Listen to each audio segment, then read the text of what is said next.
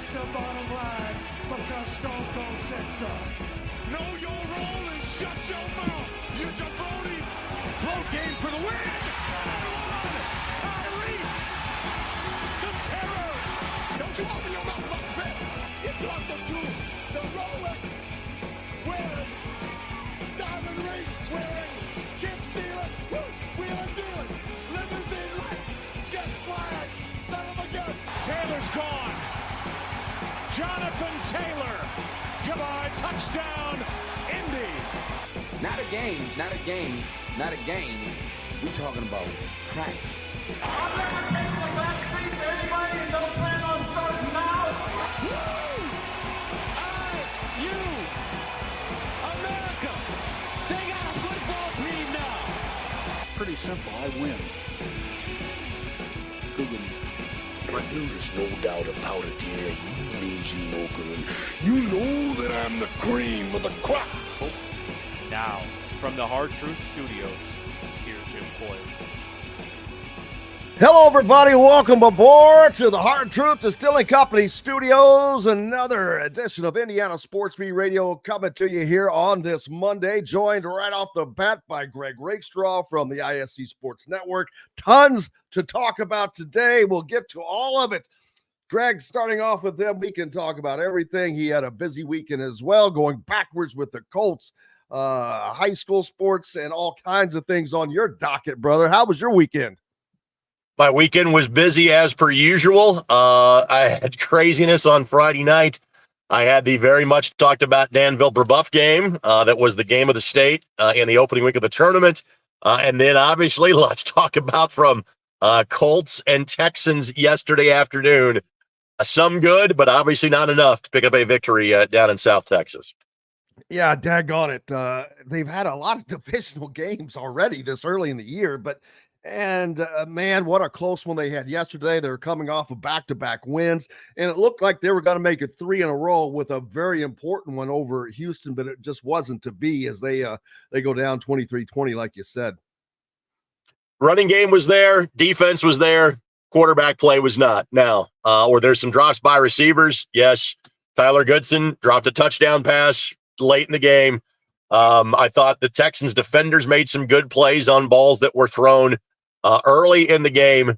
But at the end of the day, when the starting quarterback is 10 for 32 and throws a pick that leads to 7 points when you should have gotten into halftime tied, there's enough that's on the quarterback. And again, that has been the constant refrain so far this year for the Indianapolis Colts. Yeah, it's kind of rough when your backup produces more than your starter, and I know he's kind of battled some injuries, but even when he's not, boy, Flacco is just, the offense seems to be a little smoother when he's in there. I think all of us are surprised that there is this level of growing pains from Anthony Richardson. Again, we should have expected it to some degree, but Jim, frankly, he was a better quarterback in the limited sample size that we saw a year ago than he has been so far this year. And again, I don't think he was helped yesterday by some of the play calling from Shane Steichen. If you listen to some of our phone calls, you would think that the Colts should run the wishbone or the wing tee. That's not going to be the case. The run-pass balance ended up being not too overloaded. It was 32 passing attempts. It was 26 rushing attempts. Now, 6 of those are from the quarterback position, so a couple of those are design runs, but for the most part, those are more of quarterback scrambles. But whether it's, and I asked this question of Bill Brooks in the postgame show, one of the things that seemingly got stuck in a rut as the game went along, or especially early in the game, maybe not as much in the second half, but it was deep shot after deep shot. And again, that is the strength of Anthony Richardson, but it's something that you got to do in moderation. And so whether it's Anthony making the read or that it's Shane Steichen simply running plays that makes the read for him, get some 5-yard completions, get some 10-yard completions, try to get him in a better rhythm, and frankly, try to have less 3-and-outs. And I think the job the defense did yesterday, again, the time of possession was tilted in favor of Houston, maybe not as substantially as it was when the two teams got together back in week number 1. But given the amount of times that the offense handed Houston the ball back after 3-and-outs, and yet the defense kept getting stop after stop, I thought yesterday, for a lot of areas, was one of the best performances of the season for the Colts, and unfortunately, it did not result in a win. No, it did not, and the schedule doesn't get a lot easier. They head up to Minnesota next, and then have a game against the Buffalo Bills and Josh Allen. So you've got to pick up and go on and kind of put that one in the rearview mirror and keep going forward. You know what I would say, Jim? I would lean into your sponsor. You can call the next month the hard truth portion of the season for the Indianapolis Colts, because the three best teams they're going to play are going to be in the month of November. Buffalo being in that group. And again, here is, remember the old SI line, this week's sign, the apocalypse is upon us. I think the best football team in the NFL is the Detroit Lions. I mean, if you look at yesterday's scores, almost all of them are one-score games. Not the Lions, buddy. Now, they played a terrible Titans team. They put up 52 on the Tennessee Titans. The Lions are crushing people. And that's who the Colts have the Sunday before Thanksgiving, rather. So 3 of the next 4 are Minnesota, are Buffalo. Then you get the Jets. Then it is the Lions. But here's the crazy thing: the Colts are very much still in the playoff conversation at 4-4. And what we thought the Colts' schedule was going to be at the end of the season has not changed from what we thought it was going to be all the way back in May. Again, the Colts finish with Patriots, by Broncos, and they're probably a little better than anticipated. But your last 3 games are the Titans, the Giants, and the Jaguars. So if this team can just kind of tread water and find a way to win a game or two the next month, they're in a position where they can still be a 10-win team and still be a playoff team. And when you haven't done that since 2020, since Phillip Rivers was your quarterback, then I think that there is still something to be accomplished and achieved this season. There is no way that every time I hear his name that the song Right. Old Man Rivers just doesn't jump into my head, although he was a great quarterback and didn't play like he was old when he closed out his career. So, but yeah, that's going back, and hopefully they can get things going and get them going forward quickly. The high school game, man, we're in the playoffs, and you had the game of the most talked about game of the weekend. Correct. And I hate the way it ended, just because it takes away from what was an amazing game of its own accord. I joked about this with a friend yesterday. We went from Stanford, Cal at the end of regulation to USA, Russia in the 72 Olympics at the end of it. And so, simply put, I'm going to hit the fast forward button to the start of the fourth quarter, and you can, grab some of that hard truth lemonade or a coffee if you want to, start your Monday morning easily, because I'm going to talk about the next 2 minutes. So it's 35-14 at the start of the fourth quarter. Brebeuf is leading Danville, and Brebeuf and Danville are both top 10 teams in 4A. Brebeuf has been part of the story of the high school football season, as they had won games 83-65, 69-62, and 68-57 during the course of the regular season. But they're up 35-14 on Danville, who had won 8 consecutive games and really was kind of one bad fourth quarter against a good Gibson Southern team from being undefeated going into the postseason. Danville scores 3 consecutive. Danville scores 3 consecutive touchdowns and decides to go for 2 and converts. So they're up 36-35 with 41 seconds left to play. As Brebeuf is trying to score against them, Brebeuf throws a pick 6. Now, part of the story here would be if the young man that has the interception going down the sidelines, if he slides, takes a knee, whatever, Brebeuf does not have enough timeouts to fully stop the clock. Danville would have won the game. But again, I understand the emotions of a young man that sees the end zone and goes, I just wrapped up a win against one of the best teams in the state. So he takes it to the house. It's 43-35. Brebeuf gets the football back with 12 seconds left to go. They advance the ball to about the 40-yard line. They run the hook and lateral, and it works. The quarterback, Maverick Geske, is the last guy to touch the ball. He darts 35 yards for a score. Brebeuf has to convert a 2-point conversion, and it's 43-all. They're going to overtime. Danville gets the ball first. They score on 2 plays. They do not convert on 2. They decided to go for 2. So all Buff has to do is score and kick the extra point and win the game. First 3 snaps only get 3 yards for Buff. So it's 4th and goal at the 7-yard line. Their quarterback is scrambling. He's about to be sacked. He realizes that he has to drop the ball because if he goes down, season's over. So he drops the ball. A lineman picks it up but does not advance it. In theory, the game is over. However, in the confusion of the quarterback in the process of being sacked, some Danville players come onto the field. And after a deliberation, about a minute or 2, a flag is dropped. Illegal participation is called against Danville. Ball gets moved to the 3-yard line. Rebuff gets a second chance. They score. They kick the extra point. They have to do it twice because on the first one, Danville was offside, which is a dead ball penalty in high school football. Rebuff wins the game 50-49, and I can't imagine the speech that Jamie Comer is giving at the end of the game to his Danville team. It was a rough, and that is being kind, way for a football game of that caliber to come to an end. I know that I would not want to have been a participant of any kind on that losing side, especially as a player. That's something you don't forget. I mean, the rest of your life. I can tell you right now, there are things that that's some of the funnest time of your life, especially as an athlete, and you don't forget things like that ever. No. And I said as much in the broadcast, and it turned into, hey, whoever loses this game is going to talk about this, for a generation or two.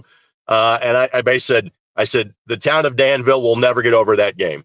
I said, that story will be passed down from generation to generation about the way that one unfolded. Absolutely. And fortunately, in Bloomington, there was another game that did make people kind of just think about the fun side of things. Although they were down, their starting quarterback, Taven Jackson, stepped in and played well enough. He had just 1 pick in the game. And that was actually kind of a freak deal. It got a ball that got batted around. But this Indiana defense, man, did they step up again and set the tone early with a pick 6 and really just limited Washington in what they could do. Is kind of what I thought was going to be the story of the game. But this Indiana team, to continue winning, even without their starting quarterback, the most efficient quarterback in the country, they don't miss a beat. They still win 31-17. And man, this is just a blast. The environment, no question, Greg, this was the biggest environment. I know I was not there in the 60s and all that, but I don't think I had to have been.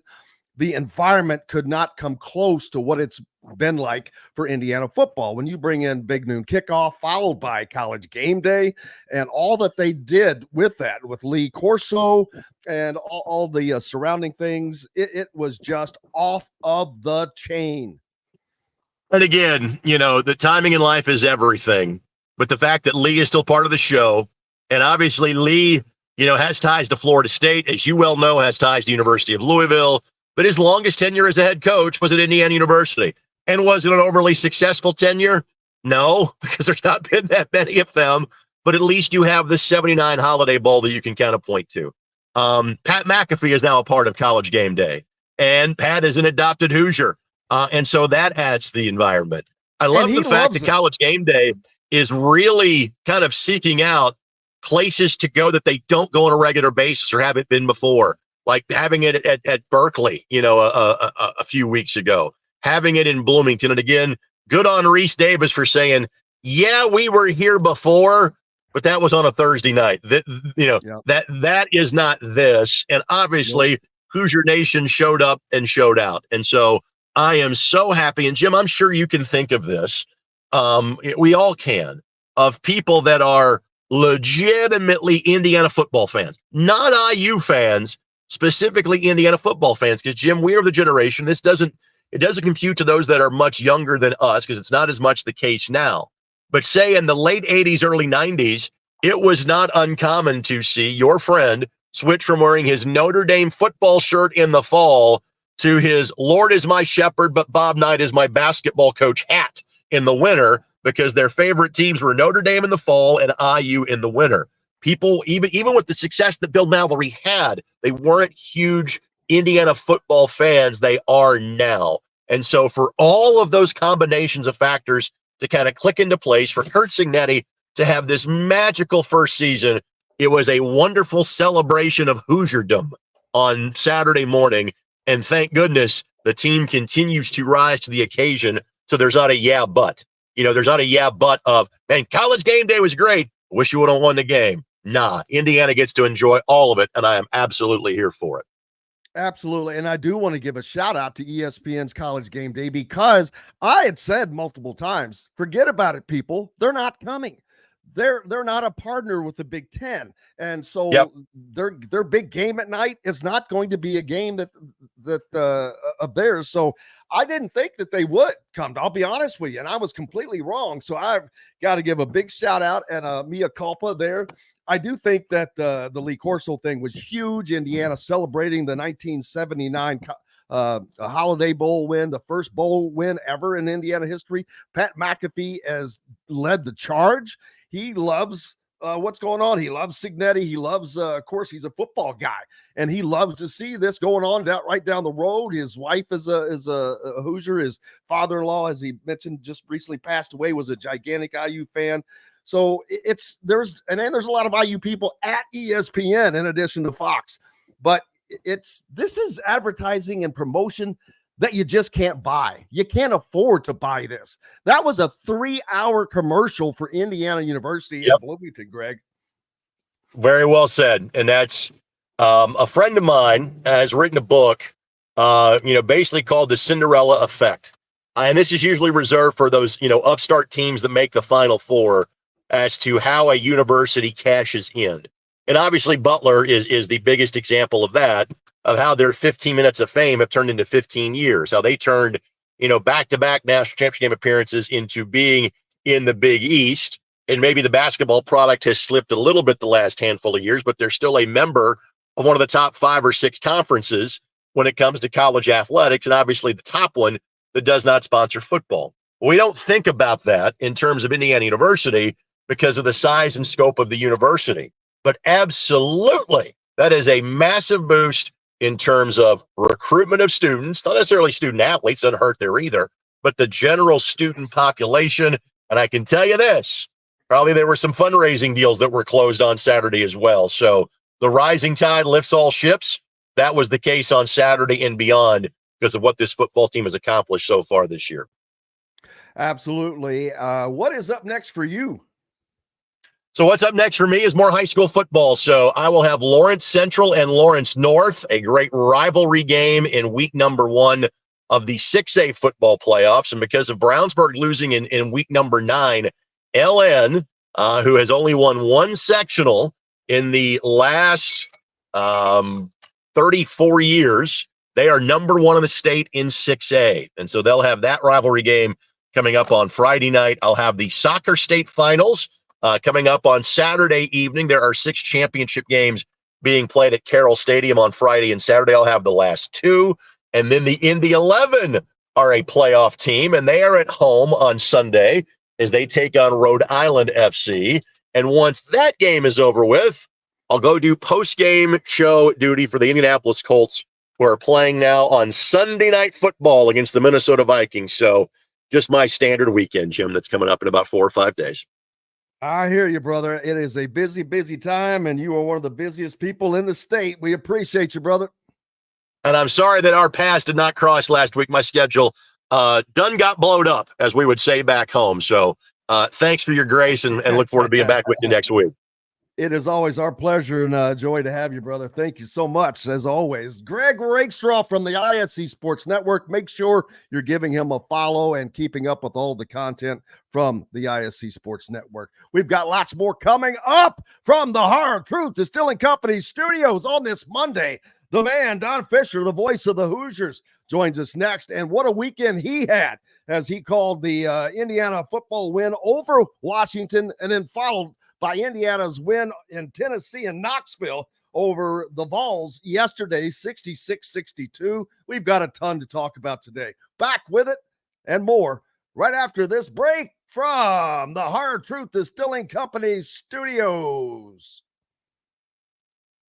This segment is brought to you by Free Think Apparel. We'll return to the Hard Truth Studios for more with Jim Coyle right after these messages.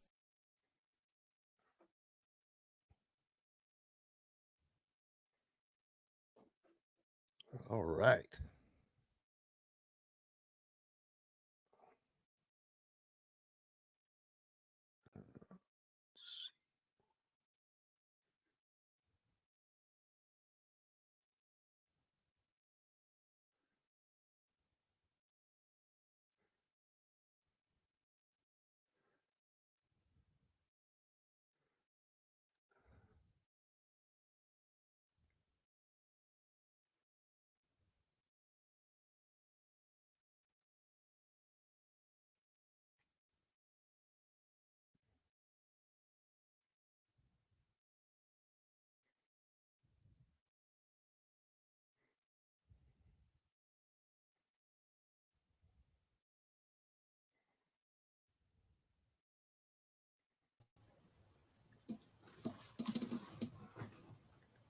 Good day, Fish. How are you doing, bro?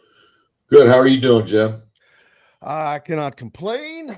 I did not make it to Knoxville yesterday, so I'm feeling a lot more rested than I anticipated feeling. Well, you only missed 20 minutes of good basketball. So, yeah, it's a good thing I was able to watch it on TV. So, who carried it?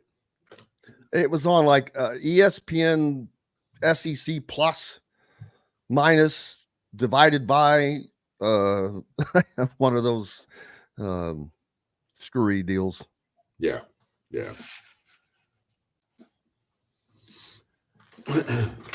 Man, I bet you're worn out.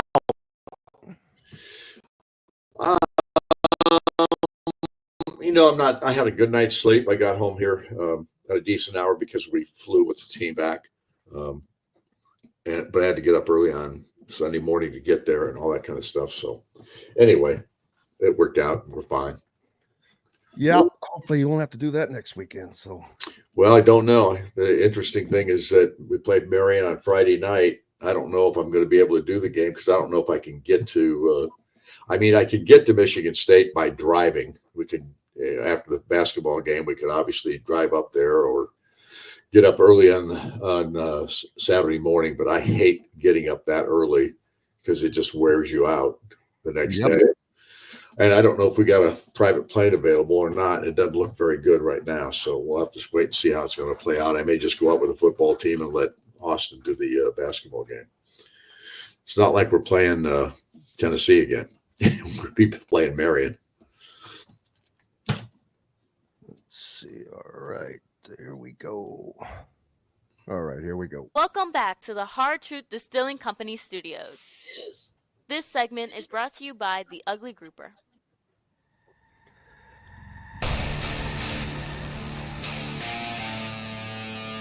Welcome back, Indiana Sports Beat Radio here on this Monday. Thank you so much for being with us. Now, the voice of the Hoosiers, a busy man this weekend. Don Fischer, how are you, Don? I know with not just a big football game Saturday, it was a big environment.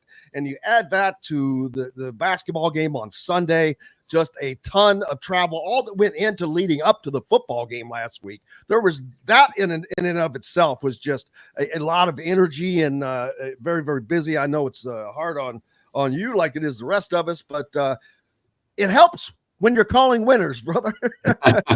There's no doubt about that. And we got to call 2 wins this past weekend, which is really cool. And obviously, it started with a football game, and Kurt Cignetti's team is just continuing to amaze in so many ways against a good Washington ball club to win that game in dominant fashion once again, 31 points on the scoreboard. But that's the lowest total that Indiana's had offensively this year, along with the Florida International ball game. So this is an Indiana football team, despite who's at the quarterback spot or despite any of the negative things that can happen in a football game, this team is able to overcome all of those. And I'm just so impressed with what this program has become. Yeah, and put aside, I think by now most people with Kurt Cignetti understand that most of what he's doing is on purpose. A, B, it's with confidence. It's not,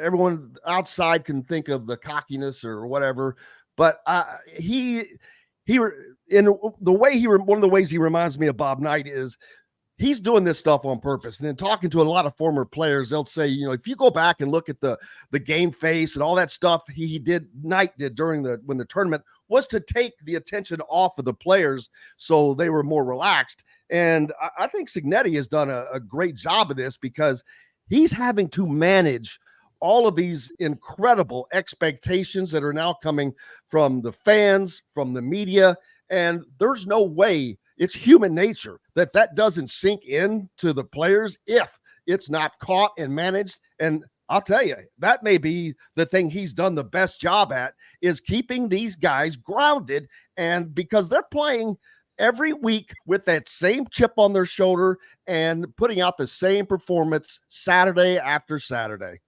Well, and that's a true statement. There's no question. And I don't think it's something that is new to him. I think he understands that he's got a system. He's got a philosophy. All those things come into play here, and how he goes about his stuff. He hasn't changed it. He told me, and I think I mentioned this before, that he learned more about how to run a football program in the 4 years he was with Nick Saban in his last assistant coaching position than anybody else that he had worked with. And he has that system down now. He's got the way he wants to go about his business. He keeps guys as grounded as any football coach I've ever seen, or any coach period I've ever seen. And Bob Knight was the same way. It kept players grounded. He just didn't let you get too high. And in Kurt's case, he says, I don't want my guys to be too high. I don't want them to be too low. I want them to be even keeled. And he said, I want them to be focused on every single play. And that means the last play, whether you did a good job or a bad job on it, if you're still in the lineup, you've got to focus on the next play. And I just think his approach and the things that he tries to do, those things haven't changed since he became a head coach. He has got a system, and that system has shown to be nothing but exceptional. And let's talk about this defense, man. They just show up every week, and they set the tone in this game and took some pressure off of the offense with that pick six by D'Angelo Pons right off the bat. And then they had an incredible acrobatic second pick that he made. I mean, dude has got to be up there for Defensive Player of the Week in the Big Ten. That was spectacular on both counts. Right. And that's just a small part of what's going on here, because everything about this football team, every piece that is a part of this program comes into play. And it did in this ball game, special teams as well, with the return. Justice Ellison was spectacular in this contest, in the way he ran the football, but everybody played their part. And the offensive line this year, I mean, what Bob Bostad has done with this offensive line is amazing, because these guys, two or three of these guys, Mike Katie, Carter Smith, those guys they're not brand new guys. They've been around the block, so to speak. But you've got Drew Evans, who's playing a lot of football right now as a starter. You've got Weddig, who comes in here from Wisconsin. He is playing a lot. Both those guys are from Wisconsin, by the way, but Evans was here a year ago. And so you've got so many pieces that just play out this complementary game of football, helping if the offense is going well, or the defense has a bad play, the offense picks them up. If the offense has a bad play, the defense picks them up. It is such a great and fun thing to watch how this ball club plays together and becomes that. It's the true description of team. And that's what I like most about it, because this is a team. It is, and truly in the sense of the word. Across the board. I've never seen anything like it, because I've never gotten to cover a football team this good, this complete. I mean, you're right. Their offense, when all completely healthy, is as good as that defense, and both sides are pretty damn good. We're talking top 5 on both sides. Indiana defense probably took a little hit this weekend with the points and whatnot, but it doesn't matter. They're a top 10 defense. There are probably only 3 or 4 schools now that have both of those. Right. And the other 3 or so, they're ranked in the top 5, 6, 7. And I don't care about where Indiana's ranked at the moment because those rankings don't mean diddly. They just have to keep winning. And they'll take care of their own business. Right. And that's how I think fans need to look at it, but enjoy this ride. And for you, what has it been like? Because, yeah, you were there during the Mallory era as well, and you got to see the Holiday Bowl win as well. But what Saturday's environment, I know you were busy working, but the environment outside, there's no way that there's ever been anything like that on the IU campus before. There were so many people there. They can't set an attendance record because the stadium seats now at 52.6. You get up to 53, but 56 is the record. They can't reach that until they grow the stadium. But I promise you, there was more people on campus than had ever at any time in IU's football history. It had to be the case. It was wild and great. Well, the ESPN thing was game day was phenomenal. It looked, and I didn't get to see much of it. I just went over to watch it on foot early on. I couldn't get even close to the stage. I couldn't see anything. So I was looking at that big screen that was out there, but I couldn't hardly get through the crowd myself. Every time I turned around, somebody's yelling at me. But it was amazing. It was so much fun to be in that facility, around the facility itself, to see that many people. It looked like 20,000 were behind the dais. It was just a phenomenal crowd, to say the least. But the most important thing about what's happened here is what has happened to the fan base, how excited they are now, how important football has become to them. And obviously you hope that one win or one loss doesn't change any of that, because this is a football team right now that still has to face the toughest portion of their schedule. And Michigan State is up next. You're on the road, but Michigan State's a good football team. And Jonathan Smith has really done a nice job of turning that program around, even though they lost this past weekend and now they're just 4-4. They are a physically tough football team. And Indiana will have its hands full this coming weekend because this Michigan State ball club can play. There's no doubt about it. Their quarterback is just a freshman, and he is talented. So it's going to be fun to see how Indiana performs again. Another game, and the pressure keeps building now a little bit. I mean, I don't know how coaches handle that. I think Cignetti has certainly a way to do that. The build-up for every game now is just bigger and bigger. And at this point, all you hope is that they can handle that. And I don't think there's any doubt that they will, because I think Curt Cignetti is that kind of coach. He keeps these guys in check all the time.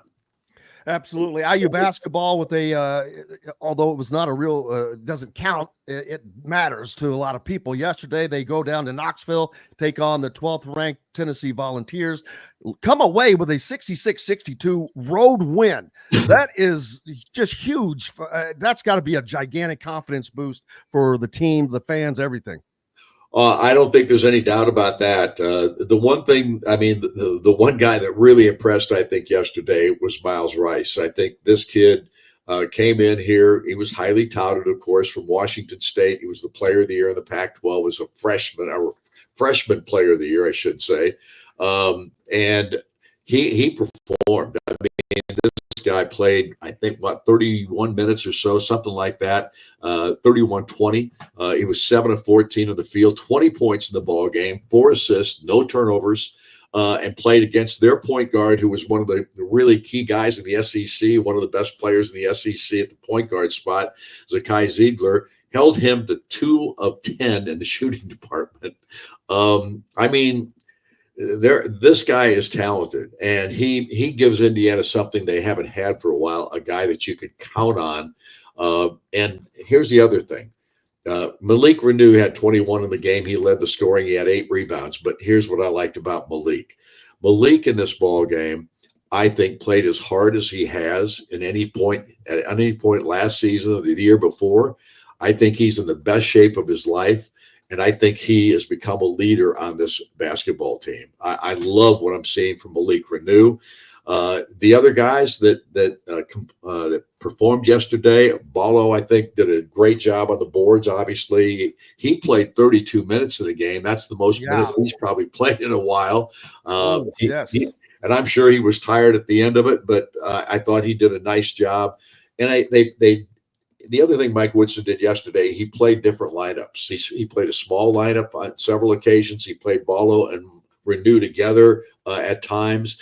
He was experimenting, and that's what you're supposed to be doing in these exhibition games early on, as well as some of the lesser games that you're going to be playing in non-conference play. So I like what I saw on this basketball team in the first time out. They take on a Tennessee ball club I think they're 13th ranked in preseason, and they're expected to be one of the top 3 teams in the SEC this year. So it was not a schlock game that they played yesterday, and they were able to do it on the road. And no team in this game led by more than 6 points in the game. It was back and forth the entire day. And the second half was a much better game than the first half because there was so much sloppiness in that first half of this contest. But in the second half, they got down to business, and it was really important, and it was really special. It was a fun game to broadcast, especially in the second half. Buddy, you're going to have to rest your voice, especially with Indiana football being undefeated. That is going to continue. You're going to do the most football games in a season of your career. I'm pretty confident. And if this basketball team is continuing to perform like this, that is also going to buffet up the excitement as well. And get ready, brother. Those vocal cords are going to get a test this season. Well, you know what? That's what I'm here for. That's my job.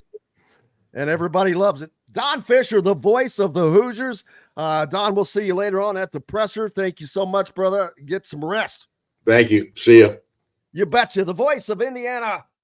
Don Fischer joining us here on Indiana Sports Beat Radio. We've got more coming up, of course, right after this break. Later on, we're going to be joined by Dustin Dopirak as well. We've got plenty to talk about as lots of basketball going on now as the preseason starts, football in full throat, and heading towards the college football playoffs. We'll talk about that and much more when we return from the Hard Truth Distilling Company studios for more Indiana Sports Beat Radio right after this. This segment is brought to you by Boost Fundraising. We'll return to the Hard Truth Studios for more with Jim Coyle right after these messages.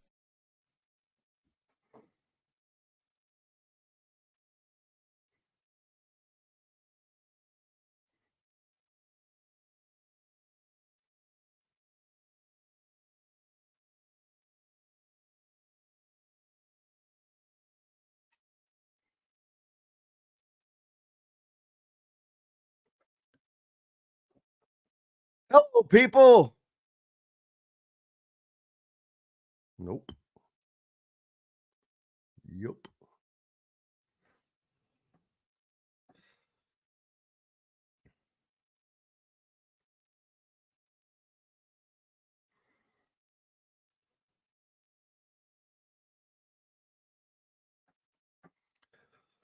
Holy moly.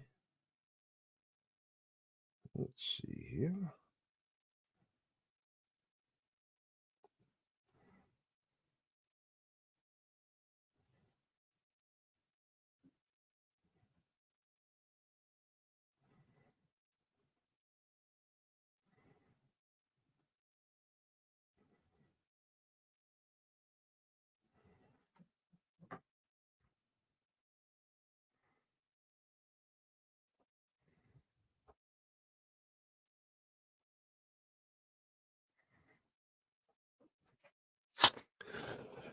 All right, everybody. How's it going? Let me see. 30, 39, 31.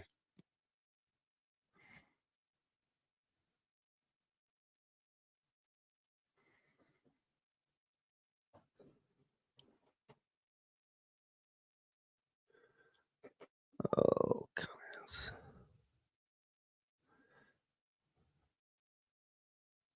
Foggy Lake Cumberland. I bet it is froggy down there. I expect Indiana to beat Ohio State now.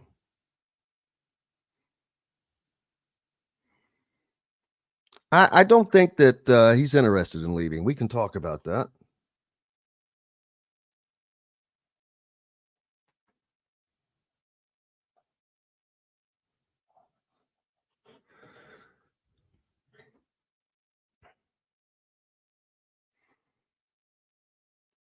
All right, let's see. No, that's probably going to happen on its own.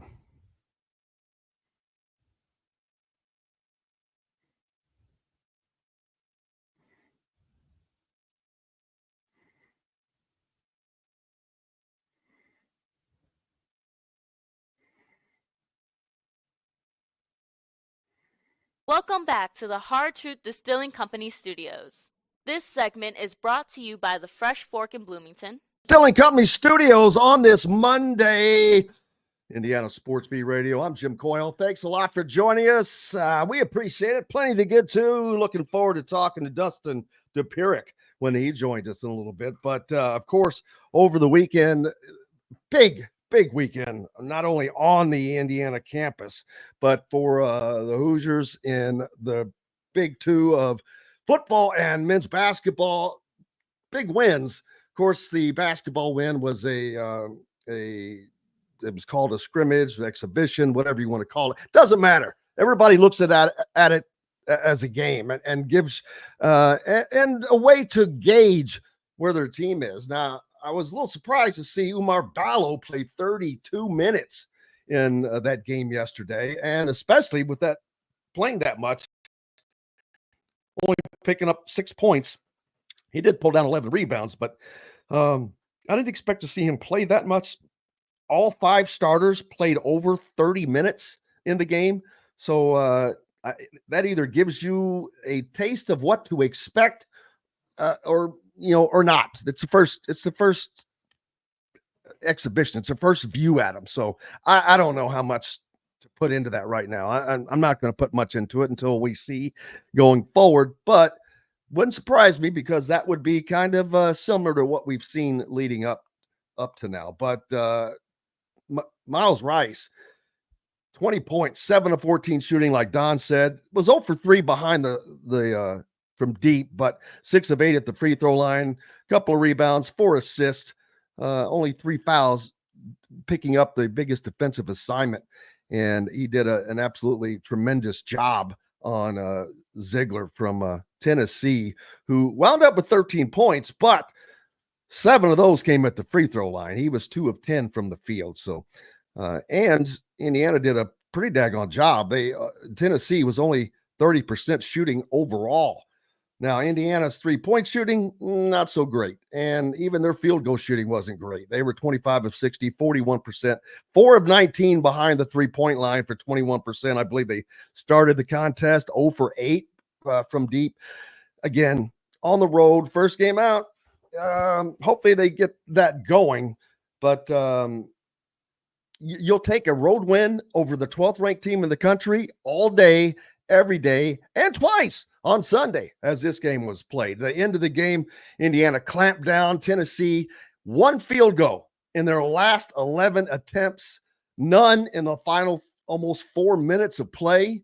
So pretty good defense. And if Indiana can continue to play like that and get better with each outing, a lot of high expectations there for the basketball squad. So that's all you can hope for. If you're an Indiana fan, I know that's what people would like to see. And Coach Mike Woodson talked after the game. Let's hear what he had to say. Tough environment, being able to get a win in your first game really this season. Asking about the tough environment, getting the win. I thought defensively, we did a lot of good things defensively. Hold this team, they shot 30 20 from the threes. That was huge. And offensively, they physically took us out of a lot of things that we tried to do. And, that's something I got to help us help this team get better offensively. But for the most part, I mean, it's tough when in this building out here. And we came in and we fought, they fought. And I thought players, the week 3 was huge. Kind of give us the real cushion we needed. And then Miles was really coming down the stretch as well, making basketball plays for us. His ability to get the ball screens out, how much has that changed this team? It's changed it a lot, but he's not the only one. Gallo can do it. Tucker's capable of doing it. I just got Kanan, and I just got to get us more comfortable offensively, because we've been playing better than I thought in practice. But if you get into competition against a well-coached team, it really gets after you. Really got to execute, move with pace, screens, and things of that nature. I don't think we did a great job of that. About the 3 points, what you won, especially first half. Again, I mean, we got some good looks. Our guys just go ahead and relax because we're going to shoot them. There's no doubt about it. We got 19 up, but we have been averaging about 20, 27, 28 in all of our scrimmages. So, that's far from where we've been the last 3 years. But again, I don't care how many threes you shoot. You got to make them. And that's the name of the game. And I think we got guys that can. I just got to get them back to get them loose for shooting. Who's Bryson Tucker? That's Mike Woodson talking about yesterday's game down in Knoxville. Is Indiana currently, last week they were the 17th ranked in the preseason AP poll. Tennessee number 12, so that'll probably change this week for the better for Indiana. Can you imagine having a basketball and football team inside of the top 10? Hello. Yep, Indiana. That's crazy. But that is a distinct possibility coming, as the football team did not move up in this week's AP poll, as they remained at the number 13 spot. Several teams in front of them that Indiana is better than. But I'm going to say this now. I didn't think so earlier this season, but now after getting to watch, and I know it's the environment itself is going to be difficult, but I think Indiana is better than Ohio State when healthy with their quarterback. Straight up, Indiana's offense is better than Ohio State's because it's more versatile. It just has so many different weapons, and that is the difference maker. And so if Curtis Rourke is healthy when November 23rd rolls around, I don't have the same thoughts for the Indiana in that game as I used to. I think that Indiana is just that good on both sides of the ball. And does that mean that they're going to win? I don't know. But they're definitely, I think that they're a better team than Ohio State, personally.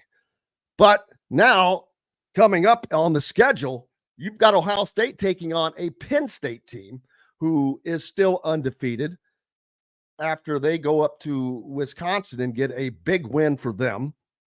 Oregon is going to finish the season undefeated, I think. I think I've said all along, I think their schedule is manageable enough that they're going to finish the year undefeated. I think that Indiana fans would rather see Ohio State beat Penn State and hang a loss on the Nittany Lions and then go into Columbus and just beat Ohio State. And if that happens, there are your Big Ten championship game combatants, Oregon and Indiana. And Kurt Cignetti will have prophesized yet another crazy happening for this football program. And, after the third or the fourth, you're still shaking your head, but this would be the coup de grace. Indiana in the Big Ten championship game. Well, don't shake your head when you say it now, because although they have games at Michigan State this week, which is going to be tough. Michigan State is, they lost to Michigan this weekend in the Big House, but they're a solid football team. On the road, will they have Curtis Rourke? And how healthy is he going to be? Yeah, he started throwing a little bit, but it's going to be interesting to see how he can withstand gameplay. Boy, with the two games behind them, Michigan and Ohio State, it makes you worry. But at the same time, I know how badly Curt Cignetti wants to have Curtis Rourke at the helm at Michigan State, because that's 80,000 people. That's an environment Indiana has not faced this year under any scenario. And so he's going to want to have the guy that he knows, that can count on, that can put that stuff out of his mind. And nothing against Taven Jackson. He played well enough to win this weekend, but this is not an easy schedule as much as people want to think.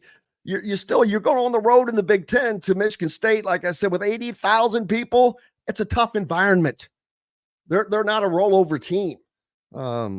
So it would certainly be nice for Indiana to have Curtis Rourke back. They only put 31 points on the board this week. You could see the offense was a little sluggish. They punted more times in this week's game than they may have punted in several games combined, without question on that. But we'll see. Every team has to deal with adversity. And if you're going to be a champion, you're going to have to deal with adversity. Indiana doing that right now. Hopefully that is something that they can continue to get through. And I think that they can. Indiana has done an absolute superb job dealing with winning. That's tough to do, especially when it's new to the fans with all that's going on. It's been radical to see. I got to tell you, if you haven't been around for any of it, if you haven't been able to make it to a game or make it to any of the things that have been going on, whether it's Big Noon Kickoff, College Game Day was absolutely crazy. Like I said, a 3-hour commercial for Indiana, for Bloomington, for the university, for the football program.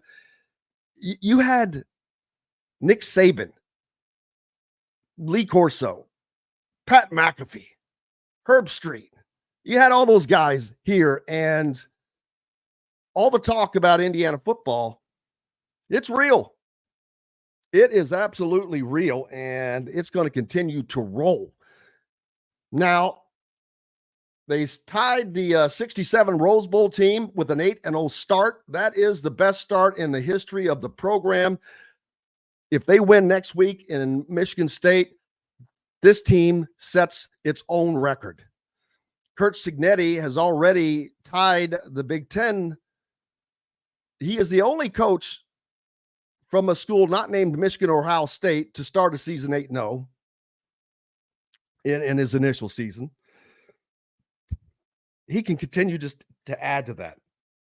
This team can definitely find its way to a 12-0 season. And even I, as positive as I've been, did not see that coming this year. I've got to be honest with you. But as I've gotten a better look at this team week after week and Ohio State, it's more than possible. But we've got lots more coming up here on Indiana Sports Beat Radio. We're here from Curt Cignetti, Justice Ellison, who had an incredible weekend as well, and Dustin Dopirak is going to join us. So stick around as we come to you from the Hard Truth Distilling Company studios for more Indiana Sports Beat Radio soon as we come back from this break. This segment is brought to you by Hoosier Hanks East. We'll return to the Hard Truth Studios for more with Jim Coyle right after these messages.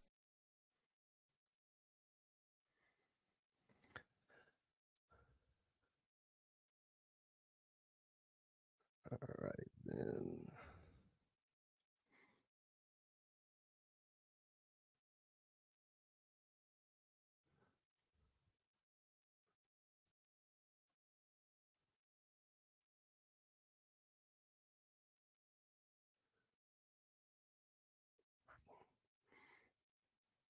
Boy, do I hate producing on my own. I hope everyone's having a great day. So who hasn't been to a game that's going to a game? Are you getting ready for the college football playoffs, people? Game 1, December 20 or 21st, and where you play depends on where you finish in the CFP poll. If you're in anywhere in the top 8, which, if Indiana goes to the Big Ten championship, definitely going to be in the top 8. Potentially, if they were to happen, they can beat Oregon.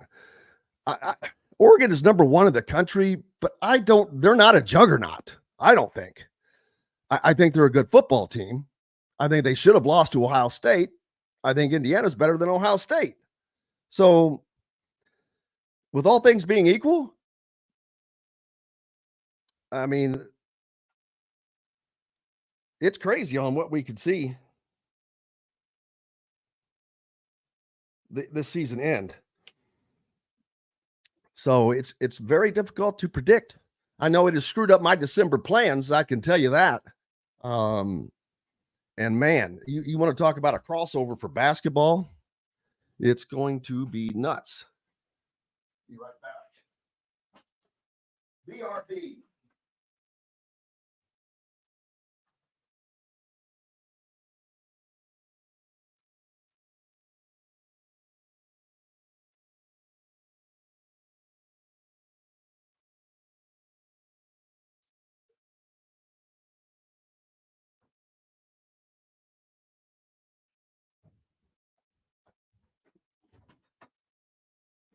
All righty. Here we go. Welcome back to the Hard Truth Distilling Company studios. This segment is brought to you by RE/MAX Advanced Realty, Indy Homes Pro Teams by Cheryl Sizemore. Speed Radio here on this Monday. I hope you had an incredible weekend. It was definitely a fun sports weekend to, especially for Hoosier fans. They got to enjoy all kinds of great stuff. You had football win, but you also had college game day in town, which shout out to the students, to the peeps, to the fans. They all showed up, showed out, and that was a great experience for Indiana University. And before I forget, I want to give a shout out to Scott Dolson, the athletics director. We're talking about all the great things that Curt Cignetti is doing, which it's more than deserved. And Scott Dolson, he made this hire, and this hire is going to go down as potentially this already is the second best hire in IU athletics history, which maybe putting the cart before the horse a little bit there. But simply based on the turnaround of a sport that has never been of note at Indiana. Yeah, they had the 1945 team. They had the 67 team. But when you talk about singular teams and that long of a fashion, you don't really get to consider yourself a bona fide in that area. Indiana is definitely bona fide right now. But yeah, this is one of the greatest hires in the university history. Look at what it's developed for the school already. Look at the excitement. Look at the notoriety it is getting, and in a sport that is difficult beyond imagine. Dustin Dopirak from the Indy Star, the Pacers beat writer, joining us now. Dustin, how are you doing, sir? Doing well, Jim. About yourself, man? Cannot complain. How was your weekend? Not too bad. Maxine as well. That was Maxine. She's got lots of thoughts this morning. There was a lot that went on. So there was a lot that went on. There's rampant violating of Maxine's rules out on Parker Avenue this morning by other dogs, cats, and various other people. So cannot have that. No, you can't. She's got things to say about it, so I'm going to let her out to go do that. She's going to make her voice heard, which is important. Anyway, you may have to call the authorities. We just cannot have that. She is the authority, frankly.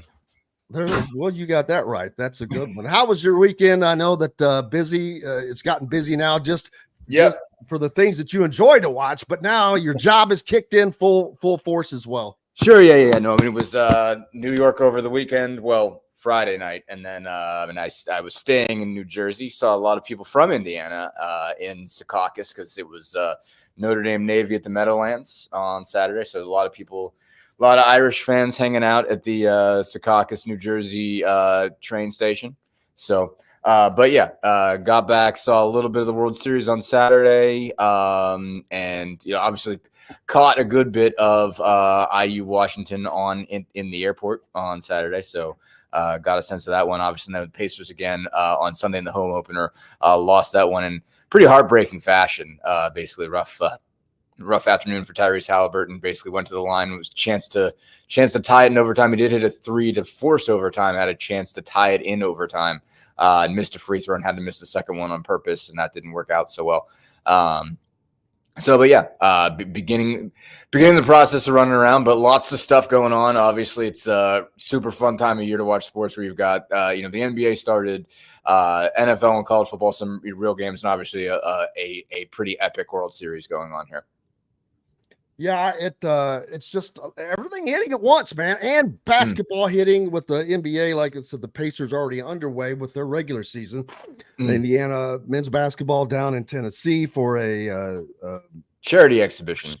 Yeah, whatever you want to call it, exhibition, scrimmage, yada yada. Yeah. But the Pacers taking the last couple on the chin as they were traveling to New York. And kind of a big early season game, as the Knicks are one of those teams that you got to look out for now with Karl Anthony Towns and OG Anunoby. They lose that one 123-98, followed by a 118-114 loss at home to the 76ers. So 500 between those two.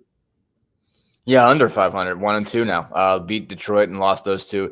I mean, not good. Obviously, like the Philly one is particularly stinging. I mean, like you go on the road and you lose the Knicks early.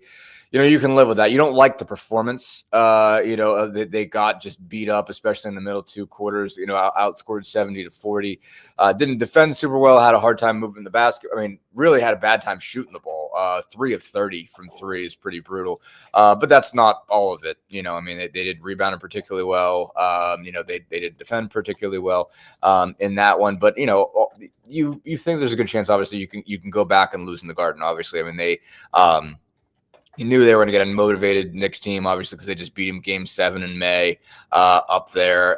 Knicks are a different, interesting team. I think losing, they gave up a lot to get what they got. I mean, losing Dante DiVincenzo means they don't have nearly the shooting that they used to have. But, Karl Anthony Towns gives them a real center that they can rely on. And those wings are just really difficult to deal with. Michael Bridges, Josh Hart, and OG Anunoby. It just felt like anytime Halliburton in particular was trying to get downhill, getting the ball screen, it was just like the switch was like, oh, here's one more great wing defender who's like 6'6" with 6'9", 6'10" wingspan that you had to get around. It's like, okay, good luck with that, having to do that every single time.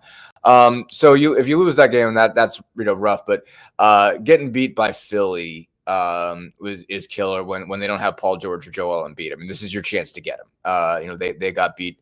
They started out 0-2. They looked bad in both games. And Tyrese Maxey starts 2 of 13. That's the wild part. He ends up with 45. He started 2 of 13 from the floor. And I think he had 6 points at half. And so he just went off after that. And so real big missed opportunity there. I mean, obviously it's 3 of 82.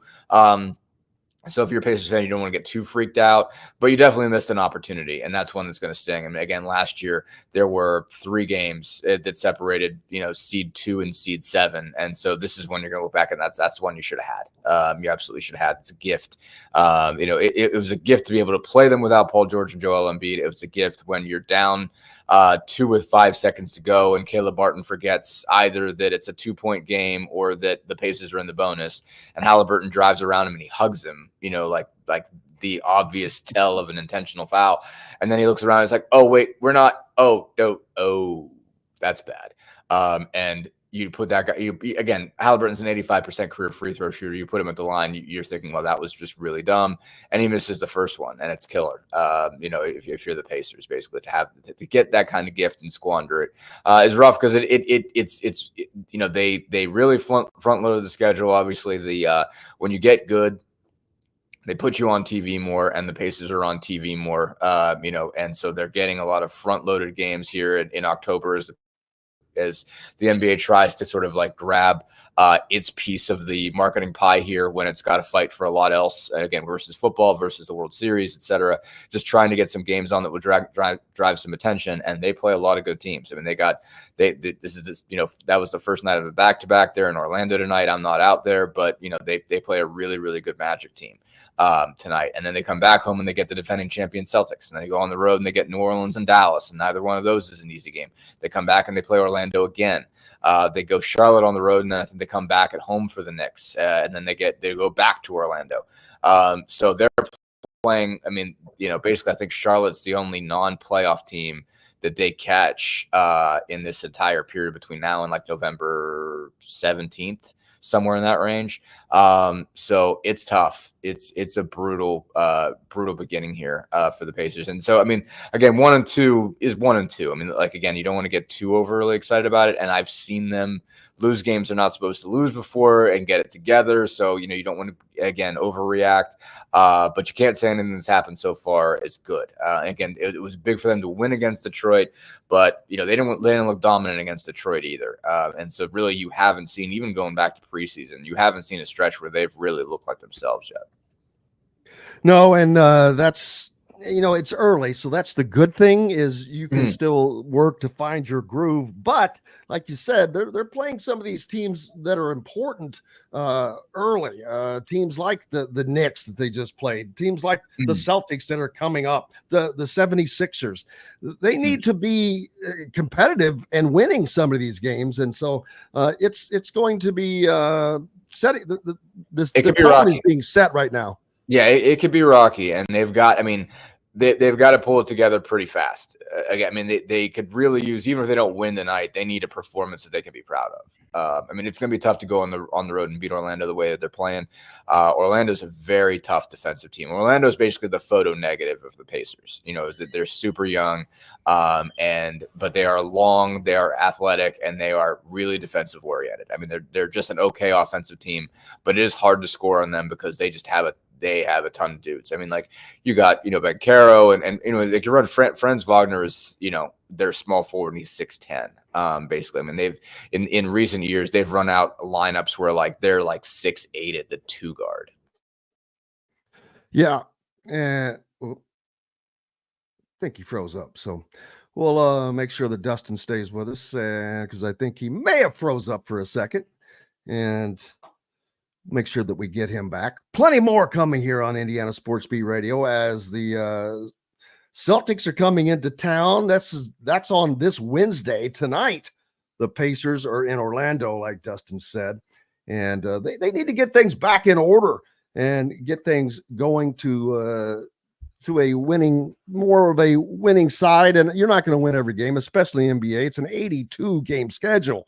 But you want to start off putting the fear. Last year, they had a great start with the in-season tournament for the NBA, in which they beat them. I was talking about last year getting that great start, Dustin, the Pacers, with that in-season tournament last year. And they're kind of need to get back to that. Well, it's still early. We haven't even hit November yet. And, of course, that was in, I think, December when that takes place. Well, yeah, I mean, the group play is in November. I mean, they've got until, I think, their in-season tournament opener. So your group play opener is not until November 15th, actually, against the Heat is their first in-season tournament game. And then they've got Milwaukee on the 22nd. I think it's all Fridays for them. Milwaukee on the 22nd, Detroit on the 29th, and then Toronto on December 3rd in Toronto. Is your group play games. And so, last year, I mean, group play was important for them too. I mean, everybody just talks about the tournament piece of it, once they got in, but I mean, they had to beat Philly, they had to beat Cleveland in group play last year. I mean, those were a couple important wins. So on top of what they had to do, and then Atlanta, when they won that 157-152 game, it was pretty wild. They had to get a lot done in group play. So, I mean, they have some time before that, and obviously that can get you some momentum and get you started. And I think they're going to have a more difficult time this year, basically just because they're going to be everybody sees them coming, and everybody's going to see them coming for that. They got to play the Bucs in Milwaukee. And obviously the Bucs see them coming just after that playoff series last year, and that got chippy. So it's not going to be a scenario where they're walking in and facing somebody who doesn't see them coming. Last year, I mean, one bonus that they had, one thing that was helpful for them was they played the 76ers group play. That game they had in that series was the second game, and they do these kind of like, they're almost like baseball series, where they play two games basically in 3 nights in the same city, and they played Philly in one of those, and they got beaten night one, and they kind of adjusted to everything Philly did and beat him in night two. And night two was the group play game, and so that one helped. So that was a nice little bonus for them. This time they play Miami on the first side of one of those at home, so we'll see if that helps them or hurts them. But yeah, I mean, they're good. Again, they've got time before that starts. They've got time to get right before that gets going, and that can get you some interesting momentum, especially if you get back into the knockout round and maybe win a game there and get to Vegas again. But that's a ways away, and they've just got to find a rhythm to begin with. I mean, again, like it's through 3 games, but they're like 26th in offense right now. You're not seeing them function anywhere near close to what they were last year. And like last year, they were they scored more points last year, averaged more points than any team since 1984 last year. So getting back to that form is going to take a minute. Well, and now switching over to the Indiana Fever, a little bit of surprise with the dismissal of Christy Sides, the coach that led them to the playoffs this year for the first time since 2016. They not only that, it was all kinds of things. They set a season attendance record, which was a league attendance record. We all know about Caitlin Clark and how she pretty much led that parade, but Christy Sides is out, and it won't take, from reports, it's not going to take them long to find the replacement for Christy Sides with the Fever. Yeah, I don't know if it's fully reported or just rumored. Obviously, the name you're hearing everywhere is Stephanie White, and so obviously that's player with an Indiana connection and whatnot. I mean, your presumption, I think, when you fire somebody like Christy Sides, who presided over this kind of turnaround this year, is the only way you're doing it is if you're swinging for the fences, and that you also have a pretty good sense that you're going to land that person. I mean, obviously, if you're the Fever, you're in a position where you have a really good sales pitch. Basically, if you're trying to get a new coach, because you're just basically like, okay, like this, Caitlin Clark's going to make you famous, basically, and you're going to have an opportunity to build an empire, more or less. This is your chance and this is your opportunity. And, that you haven't seen a lot of these in the past. I mean, like, I'm trying to think of great analogs to this. The one actually that stood out to me in the recesses of my mind, was when Rick Carlisle got let go by the Pistons, like 20 some years ago, when they went out and got Larry Brown. And Brown ended up leaving that Pistons team the title in 2004. And so that's the one that really stands out to me, that's similar to this of, I don't, certainly I wasn't following the Pistons like a home fan or a reporter back then. But I just remember thinking, man, the Pistons are fine. Like, what's wrong? Why would you fire that guy? Does it make any sense to move on from Rick Carlisle? Like, he's taking them to the playoffs. They look great. What's the issue? And that was kind of a time where they just viewed Larry Brown as one of the best in the business. And he went out and, again, took, I think, one of the most, I don't even know how to say it. I mean, one of the bigger underdog stories, I think, to win an NBA, one of the bigger underdogs to win an NBA championship in the last 30 years, somewhere in that range, was that Detroit team with Billups and Hamilton and those guys.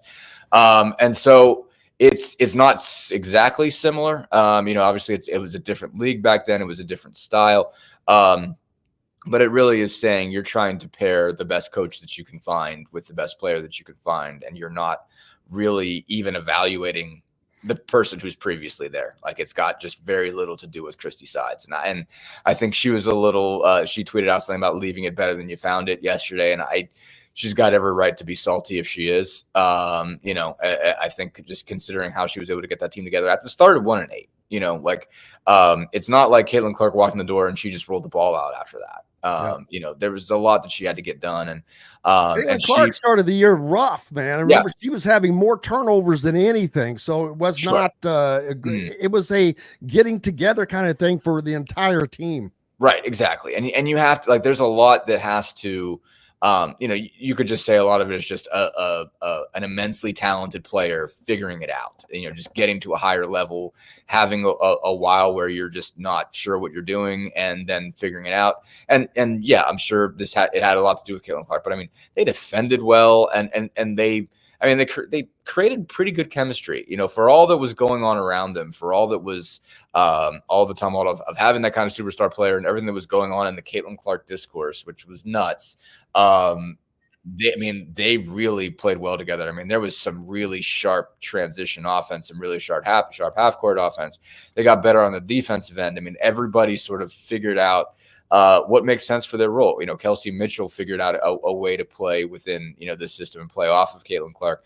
Aaliyah Boston did too. Nelissa Smith did too. Lexi Hall did too. I mean, just a lot of pieces came together for that group. And, you got to credit some of that to coaching. You absolutely do. So, again, I get it. I mean, and again, I get shooting, shooting for the stars to go get somebody like Stephanie White.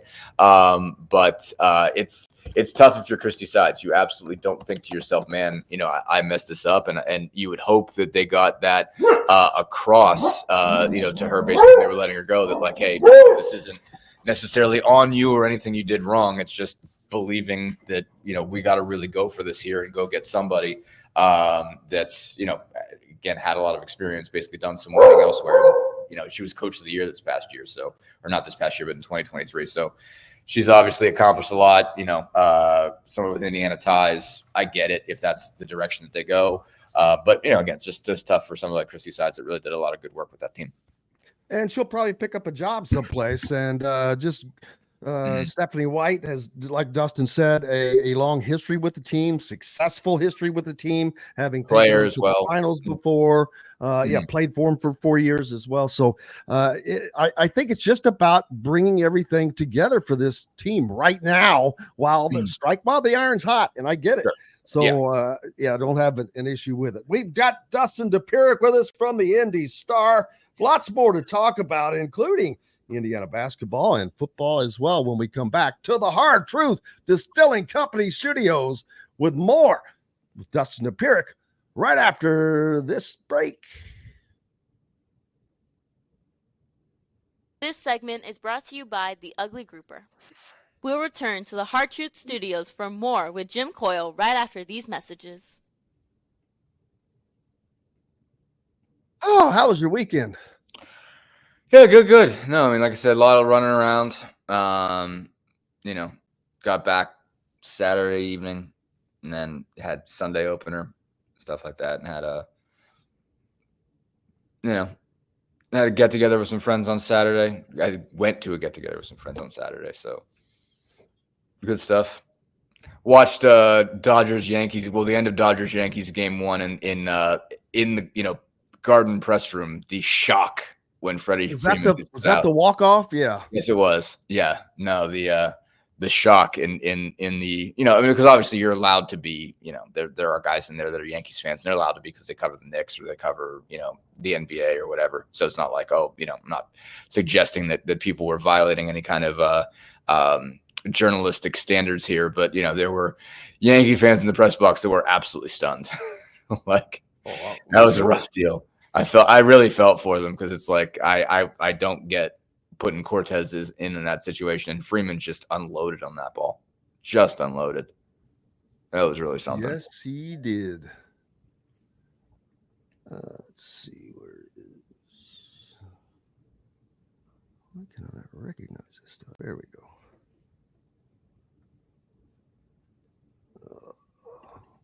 Man, was the College Game Day is a monster. Yeah.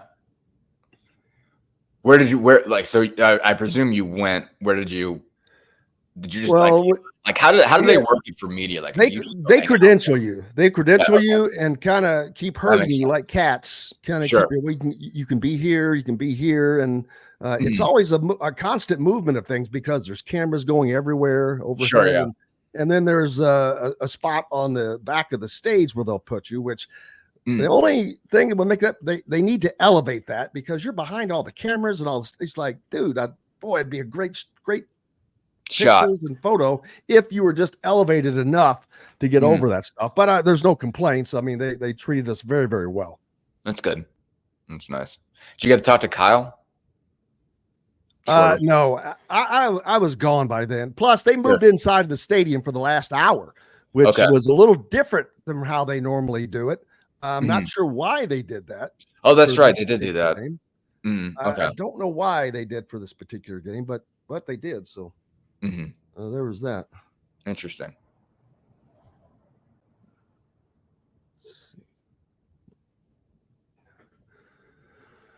But it was still a blast. It was cool to see. It was cool to see Lee Corso.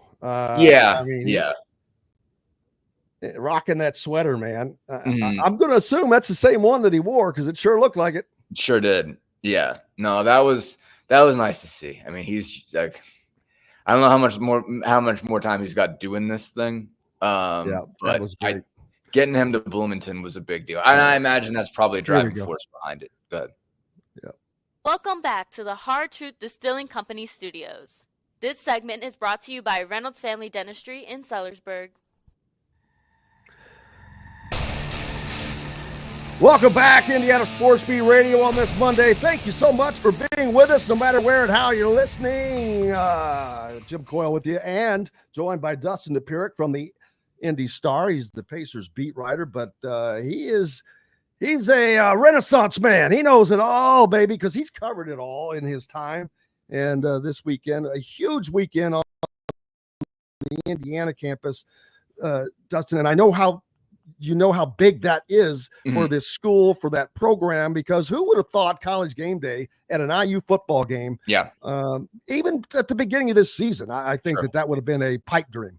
Yeah, no, I mean, you've obviously seen a couple years when they've been all right, and in recent years, and it doesn't sound, like I can't remember, like obviously 2020, is not too far back that they've had at least a pretty good team, and they go into 2020 as a top 25 team, and there were times where you thought, okay, well, this is a thing that could happen maybe. But it's especially after the last couple years have gone, and starting out with a new coach, this season, you could have never imagined it. And even, a month ago, you're like, okay, well, they haven't really beat anybody yet. It's not even kind of on your radar, as to when it might happen. But you started to hear, rumors of it. And then when Pat McAfee came on and said, hey, coach, don't mess this up. Game Day's thinking about you. We might get you. And, you knew they were pretty serious because McAfee probably hears these things. And I imagine McAfee is the guy that if you want something to be a secret, he's the last person you tell. Because I think that he had a lot to do with, in addition to Lee Corso and them celebrating the 79 Holiday Bowl championship team, getting Lee Corso for a homecoming. That was a part of it. And Pat McAfee, he's a Hoosier now. He lives right up the road in Indianapolis. He loves what's going on. He loves being a part of it. Right. Giving basically a 3-hour to the school, to the program. It's all right. Maxine agrees, but she heard Pat McAfee. She may have gone off. I think that. She hears that name and she's got thoughts. I certainly. I mean, he's certainly taken on. He's been in Indy long enough that he sees it as home and he gets to connect the dots. I mean, like me, he's a Yinzer living in Indy, and so he has a soft spot for Indy and for Pittsburgh people, and he can connect both of those by taking you down to IU and going to cover Kurt Signetti, who's a Yinzer, and like that's like the best of all of Pat McAfee's worlds. But to that point, I mean, having this for Lee Corso had to be a big deal. I mean, can you even, if you're Lee and all the time they've been doing game day and as much of a personality has become because of game day, and you finally get to go to IU and you wear your sweater and you get to have the Holiday Bowl guys there. That's a big deal. I mean, that's really connecting a lot of dots there. I thought just the photo, I haven't had a chance to watch it yet because I was basically getting on a train to the Newark airport at like 11. I saw about a good half hour of it before I got started. So I've got like the pics there, but I just saw the photo with him wearing the sweater next to Schwarber. And it's a little bit weird. Schwarber's wearing the baseball helmet. Yes, the baseball helmet and football pads was an interesting combination at the time, but I thought it just looked cool, and you're just like, wow, like there's Lee Corso, who again coached this team before it was really anything. And on the flip side of that, here's Kyle Schwarber, who started his college baseball career playing at a field that's not better than a lot of high school fields. That guy was. I covered him at Sembauer, and it still kind of blows my mind that he's a major leaguer who's played in 2 World Series, won 1, has 300 some odd home runs, is still hitting, putting out 35, 40 bombs a year. And that guy was he was getting watched by not even 1,000 people a day in his freshman season. It's crazy to consider. Another just we've gone to the dogs. She's really got an issue today. Anyway. But yeah, no, I mean, really a cool scene, and just really big deal for Indiana, and just all of the dots that kind of connected, all the historical dots that connected there. Really cool for them, and obviously to go out and win the football game, is a big deal. And you're 8-0 now. I mean, and that's just rarefied air, at all to be 8-0. Certainly to even have 8 wins is something that's not happened, too often for that program. So just again, like you said, just massive weekend, for IU. Really showed out. Obviously got great weather for it. Saw nothing but good things come out of, just the reaction to it and everything like that. I mean, just all of kind of the long suffering fans have, really got to enjoy it, which, again, that's just really good for them, just considering just how dedicated you have had to be to Indiana football to stick with it through all of this, especially if you're a longtime fan. To see that had to be, really heartwarming for a lot of people. Yeah, not only that, we are continuing to have serious discussions about the college football playoffs now for the 4 teams in the Big Ten that I have been touting for weeks now, that it's going to come from these 4 teams. Now, sure. Does the Big Ten get 4 in? I'm not sure that they do. I'll tell you what it depends on is if Indiana is not the 4th team. If it's Ohio State, they very well may get 4 teams in, just because I know how important Ohio State is to the CFP and getting those eyes and whatnot, where Indiana doesn't have that. They're going to have to earn their way in. I'm sure. Sitting here wondering, does Indiana have to go 12-0 to make the college football playoffs? Because 11-1 means they probably lose to Ohio State. So if Ohio State turns around and beats Penn State, which would put Penn State at 11-1, Ohio State at 11-1, and then you've got Oregon that's probably going to go 12-0. Those 3 teams are going to continue to get the publicity. So does Indiana have to beat Ohio State to get that, hey, we're part of this for real, so don't leave the Hoosiers out? I mean, they might. I mean, it certainly depends on how a lot of other things go. I mean, there's still so many moving parts to this, and we're just finding out. I mean, it's really wild to consider all this, basically. The first time with a 12-team playoff, first team where you really only have 4 conferences, 4 main conferences you're paying attention to, and 2 of them are gigantic. It's going to stress. I think it's going to be a very stressful deal in terms of how you evaluate this, because again, we have all these years and all these models of, okay, where you had it of, all right, how are you going to get to 2 teams? Now it's okay. How are you going to get to 4 teams? All right. And you go straight from 4 to 12, which is pretty, it's pretty drastic. And then you're going to say, okay, well, we're going to put them in these giant conferences so that they don't all play each other anymore, where it's not a situation of, where you could kind of trust that, all right, in the Big Ten, Penn State, Michigan, and Ohio State are all going to play each other every year. And so that's going to shake some things out. And in the Pac-12, Oregon and USC and everybody like that is going to play each other. And the SEC, everybody's going to play each other. And so if you end up 12-0 out of it, you're not going to have 4 11-1 teams in one league. That's not possible. And that's what you're looking at, and so it's going to be very difficult to parse this. And yeah, there is obviously a good chance Indiana gets left out. And certainly, there's it not being the brand name institution has a lot to do with that. Certainly, if that's what it comes down to. And you don't know. I mean, like you have a situation where the SEC everybody already has at least one loss, and you're going to, and you don't know how that's going to shake out as far as who gets in that championship game either. And so everything is pretty messy. And there's going to be a lot of people angry with whatever comes down. But obviously the SEC is going to get multiple teams, but you've got A&M, Georgia, Texas, and Tennessee got 1 loss each. LSU and Bama have 2 losses each. You presume they're out, but what do you know at this point? You don't know how they're going to weigh the Big 12, basically, and how they're going to weigh the SEC. Are they going to look at them as similar if they have the same records? Are you just going to let one team in and say, hey, this is all they deserve? Are you going to get, but like right now, it's like, BYU and Iowa State are your top 2 teams in the Big 12, and I don't think they play each other. So it's probably going to be a Big 12 championship game where they'd have to meet up in. It's going to be just very odd trying to figure out who belongs. I mean, if you're Indiana, you got to feel like you got to have a pretty good chance. And again, if you go 11-1, if you don't make it, and you give Ohio State a run, you could say, shoot, man, that was a heck of a run. That was really something. Go out and win your bowl game, be proud of whatever comes out of it. But all the same, yeah, it is going to be tight. And especially if, I guess if you're an Indiana fan, be a Penn State fan this weekend. So that's, I promise that's not me trying to pitch my alma mater. But why would it be better for Penn State to beat Ohio State? 2 losses. Get Ohio State 2 losses. Yeah, but you don't want to, but Indiana then can't afford to lose to Ohio State, I don't think. I don't know, maybe. I mean, but I think you've got a better chance. Dude, it's Ohio State. They'll change. No, I know, they'll change a rule. They'll make a rule change. But you don't have a better option, I guess is my point.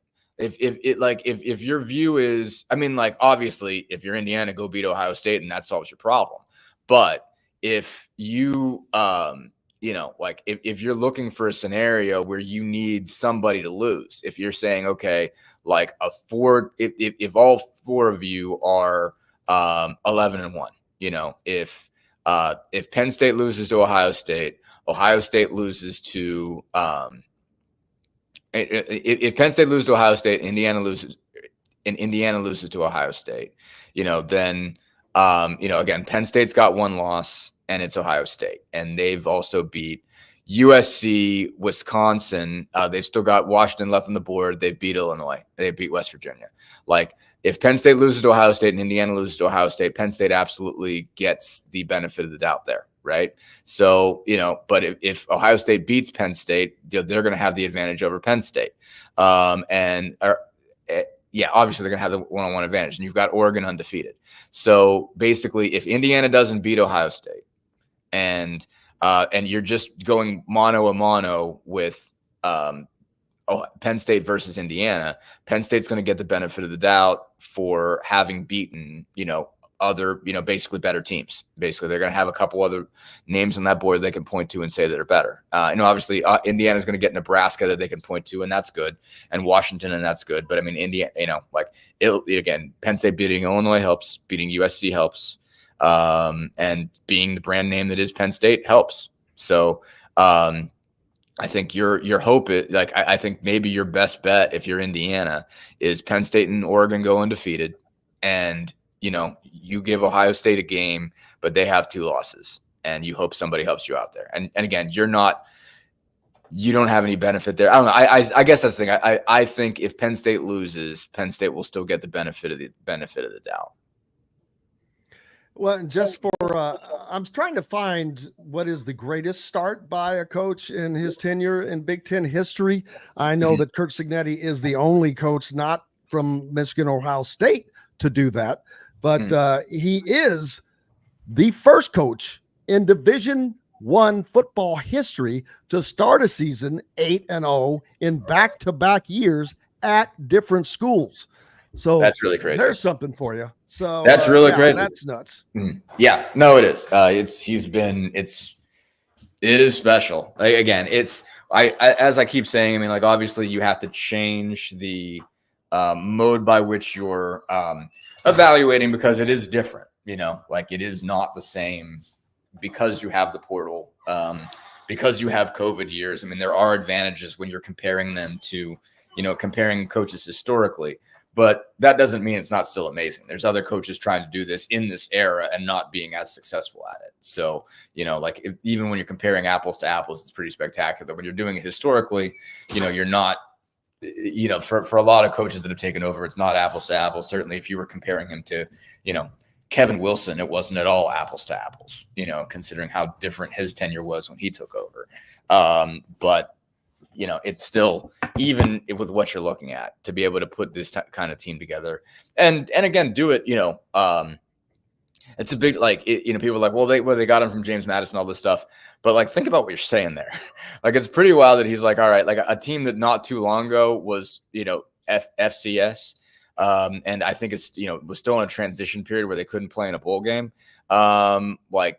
It's amazing that like he brought those guys and turned them into a Big Ten powerhouse is really incredible. And again, I covered them, as kind of a secondary beat, helped out Mike Barber basically when I was there way back when. So I know the kind of players they get out there. And I know Cignetti said something about like everybody at James Madison thought they should have been at UVA or Tech. And that's exactly what it is. Like they get a lot of guys from, the Newport News, Norfolk, Virginia Beach area, and there's a ton of talent out there. And the players that UVA and Virginia Tech doesn't take generally go to James Madison, and they spend that entire career with a chip on their shoulder because that's where they thought they should have been.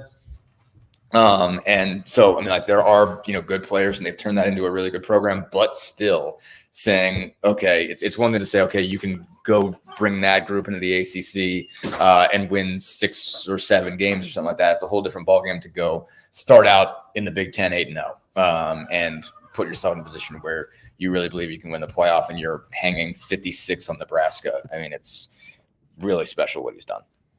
Yeah, it's crazy, and they're not done. I mean, this is a team that could definitely go 12-0. I know that people in Columbus maybe I don't know how much they're shrugging their shoulders anymore, especially after Ohio State played Nebraska this week, and it was a struggle. They could not run the ball on Nebraska, who had given up 0 rushing touchdowns until the week before, in which they gave up 5 to Indiana.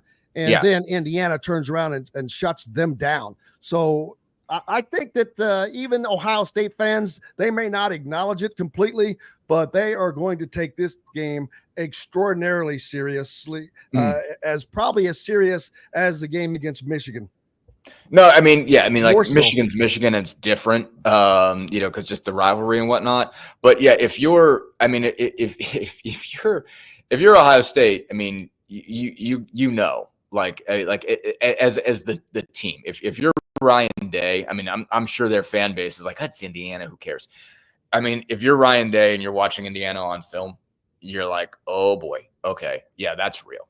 I mean, like, again, they're just pushing people around. I mean, it's remarkable. It just doesn't look like any Indiana football team I've ever seen. I mean, just the degree to which they're winning up front, the weapons they have on offense, and the fact that they can, again, they're stopping you on defense too. Like if you're Ryan Day, you're like, all right, just imagine they're not wearing Indiana on their jerseys. Imagine they're wearing anybody else's helmets. How good does this team look to you guys? They're ranked in the top 5 right now. Yeah. It's like they look pretty good to me. So I think you fellas better take this seriously. But if everybody knows that, and everyone seems to not only know that but acknowledge that, why is that not happening? I don't think it's not. Well, I mean, they didn't even move up this week in the AP poll, which there are, and I know that's dependent sometimes about what happens in front of you, but there are just too many teams that have a loss to me. And I'm going to go directly to Notre Dame, who lost at home to Northern Illinois, who this weekend lost to the vaunted program of the Ball State Cardinals. So, I mean, I'm sorry, there's nothing that makes up for losing at home to Northern Illinois. No, I mean, I get it. I mean, I was thinking you meant teams and coaches taking it seriously. Oh, yeah, no. I mean, like I said, I've done the AP poll before. And like I said, like, you don't get to watch a lot of football. It's very weird. I understand it. Like, I know this, people are like, this is nuts. This is so like, but like, again, like, you know, they get media to do this. And if you cover college football, you mostly watch one game. You watch whatever game it is that you are paid to watch and write about. And then you write like the Dickens and you shoot video and you talk on video and you take all day and you got to drive from wherever you are and the whole bit. Like, your job is the team that you cover and you spend all day covering that team. And then at the end of the night, when you're fried, you know, by whatever work you had to do all day, you put together the poll because it's due. And, you know, like, and you're just trying to not get mocked tomorrow morning. That's what you're going for. You're just trying to survive it and not catch hell. So, like, that's the motivation of everybody who's in it, is just try to not catch hell from anybody. And I mean, yeah. So like, I look at this and say, okay, does Indiana, you know, from my aspect, and again, it matters that that's where I am. That's the team I did cover, you know, when I was covering college football last. And it's such a shock to me that they are not just 8-0, but they're just running through people, that I'm like, all right, you know, like I feel like I've seen everybody else in this team struggle, but I'm not spending all day covering one team on Saturday anymore. You know, like right now, I mean, like the first 5 Saturdays of the month, you know, I mean, like I had other stuff to do that wasn't, you know, covering the Pacers, but like, you know, I get to watch more football just playing around because I'm not at a stadium, you know, chasing everybody down. So I get it, why this stuff takes a while to take. And, you know, again, you're looking at the brand names that are ahead of them. You know, like you're looking at, you know, you're saying, all right, well, Tennessee lost, you know, one game they weren't supposed to lose. You know, Alabama lost, or they're ahead of Alabama, but, you know, Georgia lost to Alabama. You know, Ohio State lost to Oregon. You know, that's not a crusher. All right, well, Notre Dame, that was just a, you know, like, you know, that was just a fluke, whatever. But yeah, I mean, like when the playoff standings come out, you know, and they come out on election day, you know, like if Notre Dame's ahead of Indiana, I'll be really, really surprised. You know, I'll presuming, of course, that Indiana wins this week. And I do presume they'll win this week and, you know, beat, they got Michigan State. I don't think they'll have any problem up there. So, you know, like I presume Indiana will be ahead of them on the playoff rankings. I mean, just, I have a hard time imagining that if, like, when your job is to watch all the games, it's different than when your job is to watch one game. You know, it's just different. And that's, again, there's a reason why they stopped using the AP poll for everything. It's for entertainment. It is for entertainment. Exactly. It is to, and like, it's to set things up. It's to say, okay, well, this is the number 1 team in the country, and this is why you should watch this game and all this kind of stuff. Like, it's a media deal, but it has to, you have to take into account the motivations of the media involved. And like, what you have to remember is this, the AP poll is not anybody's job. The AP poll is an ancillary thing that you do on top of your job. And when it comes to, again, basketball is different because you get to watch basketball all week. There's basketball games all week. You cover the couple games that you cover, but there's a whole other week worth of basketball games that you can watch. I mean, again, when I had an AP vote as a basketball writer, I felt like I learned way more about college basketball because it gave me a reason to watch every night. You know, just like, okay, well, I got to watch this game. I got to watch that game. And so I did have a pretty good sense of how good everybody really was, because it was like, all right, like you had the opportunity. It was just everything in football is on Saturday. And so it's just like, there's just logistically not enough time between when you get done covering your game and when the poll is due to watch everybody. It's not possible, you know, and in college basketball, you can watch everybody. In college football, you can't. So that changes the dynamic pretty dramatically. Absolutely. Dustin Dopirak from the Indy Star and Maxine right on cue, baby. Thank you, guys. I appreciate you. Look forward to talking to you both again next week. Absolutely. Thanks for having me, Jim. Thank you, sir. Dustin Dopirak from the Indy Star joining us here on Indiana Sports Beat Radio. More coming up to finish it out as we've got more on Indiana basketball, football, and the Big Ten schedule coming up. And we're going to check out the college pickups. Who's doing what? More from the Hard Truth Distilling Company studios when we come back from this break. This segment is brought to you by the Fresh Fork in Bloomington. We'll return to the Hard Truth Studios for more with Jim Coyle right after these messages.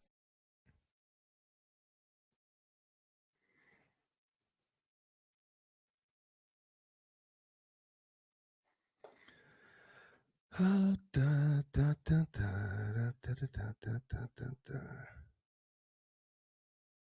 right.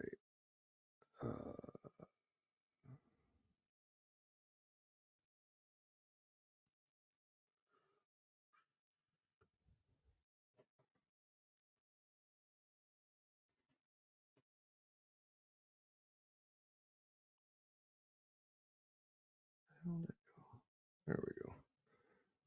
All right, so let's see. Where are we on these comments? Yeah, the AP voters are, I don't know how much time they all put into it. I think some more than others. The coaches poll, that is also, there's no way these coaches are paying attention to all these different teams. And so I think it's, you think of Ohio State, you think of Indiana, you think of Penn State, they're just thinking, oh, these teams have to be better. So we'll see. We shall see.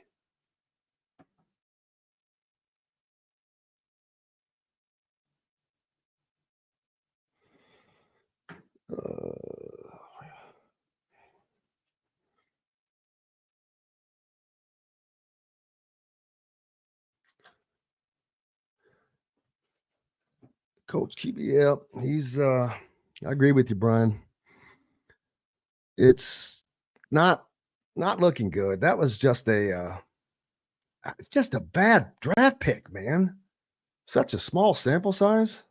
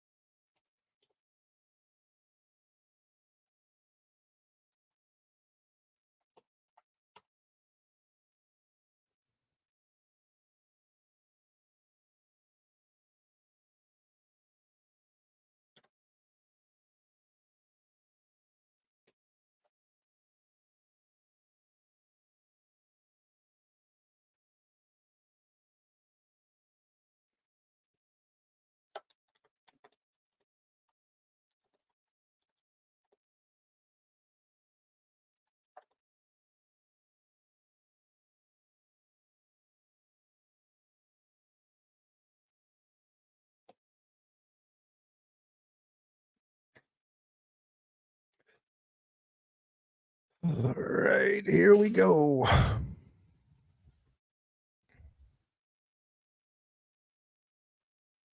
Welcome back to the Hard Truth Distilling Company studios. This segment is brought to you by Bubba's 33. Hey, thank you so much for being with us. Appreciate each and every one of you. And it's been a great day. It was a great weekend. And more coming, man, as Indiana football now 8-0 on the season. Curt Cignetti is the first coach in Division I football history to start a season 8-0 at two different schools in back-to-back seasons. Now 8-0 with Indiana. Of course, he started 10-0 with JMU last year. before leaving there to take over the helm at the Hoosiers. How far can he go? Can this Indiana team get to 12-0? Yeah, they absolutely can. They have got to continue to withstand adversity heading their way, or that's been handed to them already with not having their starting quarterback over the weekend. The fact that they take their backup and go out and pretty handily beat Washington 31-17. I think that deserved a little more credit than it's getting, but hey, you know what? That's just how it is. Again, what's on your jersey means too much to too many, but they have the opportunity to solve all those issues and answer all those questions. And you just have to do it on the field. I think that they will do that if they get Curtis Work back. And if they have him back on Saturday against Michigan State, it is obviously with probably the confidence that he's good to go, because you're not going to put him out there if there's probably any hesitation. Although you need to win that game, just like you need to win all the others. This is a tough environment. It's the toughest environment I could imagine putting Taven Jackson in, because he's going to be out there in front of 80,000 people. And I don't know that he got to endure that last year. I'd have to look back up to the schedule of games he played. I know that when they played Penn State, it was not Taven at the start. So I think it was Sorsby that's when Sorsby took over, I think, was at that Penn State game. So if there's any way possible, Indiana can go in to East Lansing with their starting quarterback, that is going to be what they prefer, because that's a tough environment. And it's an environment that Michigan State knows that they could use to their advantage if they don't have the Indiana's leader, which has been Curtis Work so far. But we'll see how that goes. Man, it's going to be an absolute crazy rest of this season, as Indiana now, like I said, they go to Michigan State. If they can win that game, go to 9-0, coming home to take on a Michigan team looking for a 10-0 start. And not only that, if they can get through that and get to 10-0, then they have a bye before they take on the Ohio State Buckeyes. And if you want to know what Curt Cignetti does after bye weeks, Google him, but he wins. He's lost one time in 9 games, I think, coming off of a bye. That also is going into my thinking process that Ohio State is also going to be thinking about, I don't know how much they're going to be thinking about Michigan, to be honest with you. I don't think they put a lot of thought into that when Indiana is coming, because they know that Indiana is a better team than Michigan is this year. And by then, especially, you'll know if Indiana has beaten Michigan. So if Indiana has beaten Michigan and they're at Ohio State now, Ohio State is not going to be looking ahead to Michigan, because they know their season will depend upon beating Indiana. If they lose to Indiana, like Dustin mentioned earlier, and get a second loss, that will knock them out of the college football playoffs. I'm pretty confident. Because they will have no participation in the Big Ten championship game. They will have 2 losses now, and you'll have three teams from the conference that are above you. I just find it hard to believe that the Big Ten can get 4 in. Not that they're not deserving, but if Ohio State has that second loss, that's going to make it much more difficult. Man, it has been an absolutely great day. I cannot thank each and every one of you guys for being with us enough, no matter, again, where or how you're listening, whether it's on the Ref 97.7 ESPN, the Ref, or WJOB up in the region, the voice of the region, or the Fan 1380 up in Fort Wayne Sports Station, or on YouTube. Make sure you hit the subscribe button, notifications toggle, and like as well, as we'll always be providing you with great content. We're back tomorrow to do it all again and continue the coverage of all things that are going on as this incredible sports time of year continues to roll on. Big thanks to everybody on the program today. Greg Rakestraw, Don Fischer, the voice of the Hoosiers, and Dustin Dopirak from the Indy Star. And again, most importantly, each and every one of you. I'm Jim Coyle. Until tomorrow, I will see you on the radio. Thanks for listening to Indiana Sports Beat Radio. Be sure to subscribe to our YouTube page for more clips and team coverage of Indiana basketball, football, and more. You can also find full episodes and tons of other content on thehoosier.com. We'll see you next time for another edition of Indiana Sports Beat Radio.